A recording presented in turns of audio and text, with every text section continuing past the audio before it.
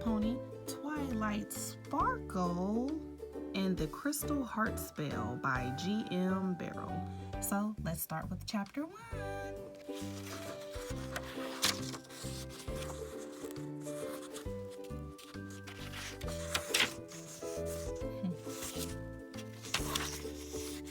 There are a total of, looks like 13 chapters. Let's start with chapter 1. A crown achievement. A crown achievement. All of Equestria had been celebrating since the joyous wedding of Shining Armor and Princess Mia Moore Cadenza. Cadence, as she was called, was one of the most loving mares in all of ponydom. The citizens of Equestria, including the newly recovered Crystal Empire, were living in a time of happiness and prosperity. Apples grew in the orchards, creatures big and small played in the lush green fields, and ponies of all 3 tribes lived in harmony. And now, another promising young royal had been inducted into the highest ranks of pony society. It seemed like the cherry on top of a delicious ice cream sundae. Ponies of all kinds from the far reaches of Princess Celestia's kingdom were curious about the new princess who had just been crowned. She wasn't just any pony. This was a young unicorn pony with a violet hued hide, a beautiful purple and pink striped mane, and incredible raw abilities. Her name was Twilight Sparkle, and she was indeed very special. Stories of her amazing magical gifts had even been passed along all the way from San Francisco to Manhattan.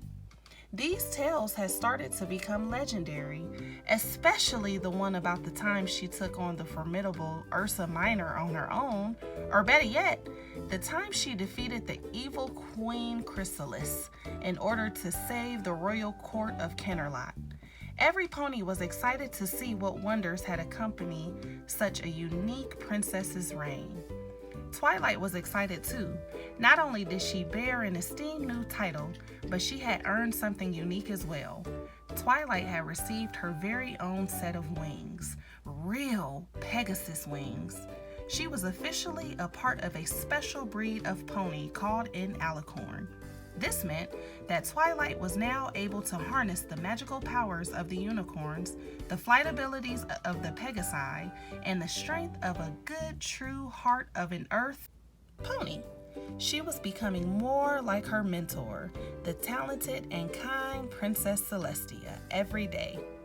Although it was very exciting for Twilight to become an alicorn, she didn't take her new gifts for granted.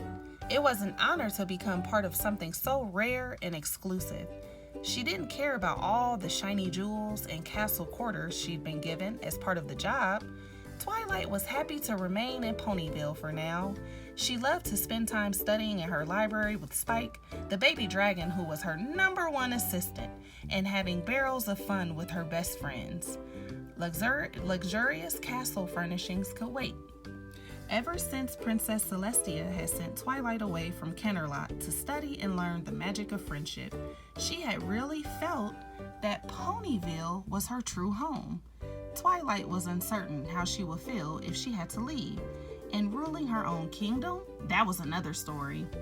It was true that Twilight Sparkle loved to help other ponies, to teach them the interesting facts she read about in the pages of her beloved books. She also enjoyed her position as designated leader of the Ponyville Winter Wrap-Up. But being in charge of the well-being of a kingdom of ponies didn't seem easy. She could tell that much from having studied with Celestia for all this time. Twilight was nervous. She still had so much to learn about being a leader. But then again, there was always more to learn. Twilight never seemed to be able to acquire enough knowledge on any subject. The world was so vast and fascinating. Ooh. Halfway point, guys. There's 10 pages and we are on page 6 and 7. So let's keep going. One afternoon in Ponyville, just after the Pegasi had moved some clouds into the sky for a short rainfall, Twilight went home to scour every book in her library yet again. She was hoping for some guidance on exactly how a pony could become a great princess and leader. there was bound to be some information that could help a pony out. She thought she was on to something when she first laid a hoof on the pages of The Princess Brittle. It was one of her favorite stories about royal ponies, but not quite right. "What about this one, Spike exclaimed, pulling a dusty book with a teal cover from one of the low shelves. He couldn't reach the higher ones without a ladder. Twilight perused the book titled Purple Rain by some pony named Crystal Ball, but that was no good either. It just had a ton of song lyrics in it. "Spike!" Twilight exclaimed. "What am I going to do?" She threw her hoof up into the air, exasperated. "I need some ponies' help. I just know there's more to being a leader than what I already know." Twilight began to pace around and around the room in her usual manner. She did this so often that the floorboards had worn down, forming a large circle. Spike liked to call it the Twilight Zone. Spike furrowed his scaly brow and clapped his claws together. "That's it!" He sprang up and knocked several titles from the shelf. A moment later, he appeared in the pile of fallen books, clutching one with a familiar, blue and yellow cover. Twilight recognized it immediately as Daring Do and the Trek to the Terrifying Tower. She had already read all the books in the series about the fearless pony adventurer at least 3 times. Twilight cocked her head to the side. "I don't get it, Spike. What's Daring Do got to do with it?" "Well, you know how Daring has to rescue a pony who's been locked in a tower surrounded by a moat filled with sharp-toothed piranhas?" "Yeah, so?" "And you know how she has to dive into the water in order to get the tower even though fish are secretly her biggest fear?" "Spike, spit it out already!" Twilight exclaimed. "Do you have an idea on how to help me or not?" She was beginning to look a bit stressed. Her mane had gone frizzy and one of her eyes was twitching ever so slightly.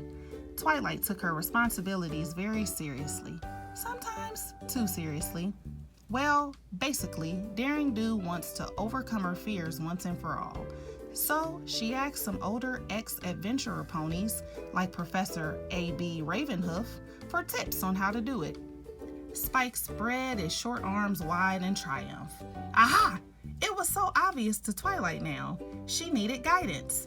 Real guidance from some pony who had been around the stable block a few times. Why didn't I think of that? Twilight's face lit up, thinking of all the ponies she could interview. "Good work, Spike." "It's perfect," Spike blushed. He loved.